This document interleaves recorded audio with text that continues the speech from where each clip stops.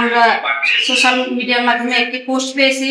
স্বাস্থ্য অধিদপ্তরের উপপরিচালক এস.এ. শাফি একটি পোস্ট করেছেন সাংবাদিকদেরকে নিয়ে, যেখানে তিনি উল্লেখ করেছেন আন্তঃ মন্ত্রণালয়ের উচ্চ পর্যায়ে আলোচনা করে সিদ্ধান্ত নিয়ে তথ্য মন্ত্রণালয় ও তাদের অধীনস্থ সাংবাদিকদেরকে বাংলাদেশের 600 জেলা উপজেলা হাসপাতালের বাথরুম, টয়লেট সহ হাসপাতাল বিল্ডিং এর আভ্যন্তরীণ পরিষ্কার পরিচ্ছন্নতার দায়িত্ব দেওয়া উচিত এবং এটি 1 অর্থ বছরের জন্য তিনি উল্লেখ করেছেন।